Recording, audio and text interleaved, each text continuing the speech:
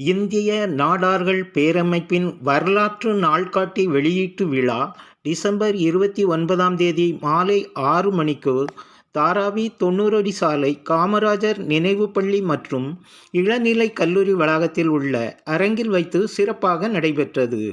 விழாவின் தொடக்கத்தில் பள்ளி வளாகத்தில் உள்ள பெருந்தலைவர் கு. காமராஜரின் திருவுருவ சிலைக்கு இந்திய நாடார்கள் பேரமைப்பு நிறுவனர் தலைவர் மா. ராகம் சவுந்தரபாண்டியன் நாடார் தலைமையில் நிர்வாகிகள் மாலை அணிவித்து மரியாதை செலுத்தினர்.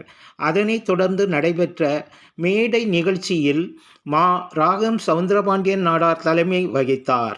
மராத்திய மாநில அவைத்தலைவர் ஸ்டான்லி மணிவண்ணன் நாடார் முன்னிலை வகித்தார். வரவேற்புரை மும்பை மாநகர தலைவர் எஸ். யோவான் ஜெபக்குமார் நாடார் ஆற்றினார். தொடக்க உரை ஆற்றிய மராத்திய மாநில இந்திய நாடார்கள் பேரமைப்பு தலைவர் கவிஞர் செந்தூர் நாகராஜன் மாதாந்திர நாள்காட்டியில் இடம்பெற்றுள்ள தகவல்கள் குறித்து விளக்கம் அளித்தார். மேலும் வரும் ஆண்டுகளில் இதில் பல வரலாற்று தகவல்கள் இடம்பெறும் என்றும் தெரிவித்தார்.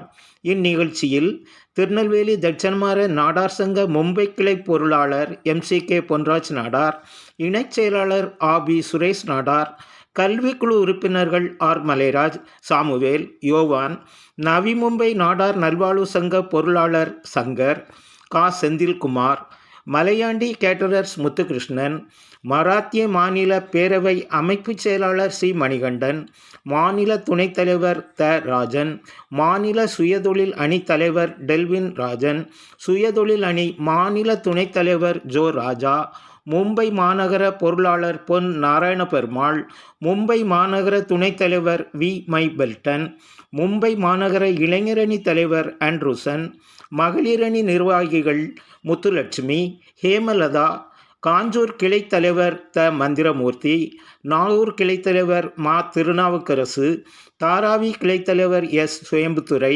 செயலாளர் டி. மகாலிங்கத்துரை, பொருளாளர் எஸ். பெருமாள்ராஜ், துணைத் தலைவர் எம். மோசஸ், துணைச் செயலாளர் பி. தங்கராஜ் மற்றும் பலர் கலந்து கொண்டு சிறப்பித்தனர்.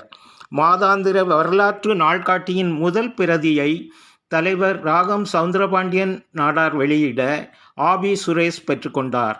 அதனைத் தொடர்ந்து சிறப்புரையாற்றிய ராகம் சவுந்தரபாண்டியன் நாடார் மராத்திய மாநில இந்திய நாடார்கள் பேரவையின் செயல்பாடுகள் குறித்து பாராட்டு தெரிவித்தார்.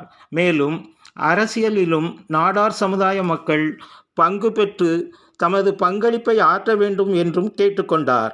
அதற்காக இந்திய நாடார்கள் பேரமைப்பு கட்சிகள் பாகுபாடின்றி உதவிகள் புரியும் என்றும் தெரிவித்தார். நிகழ்ச்சியில் சிறப்பு அழைப்பாளர்கள் மற்றும் நிர்வாகிகள் பொன்னாடை அணிவித்து கௌரவிக்கப்பட்டனர். நிறைவாக மாநில சுயதொழில் அணி தலைவர் டெல்வின் எம். ராஜன் நன்றி தெரிவித்தார்.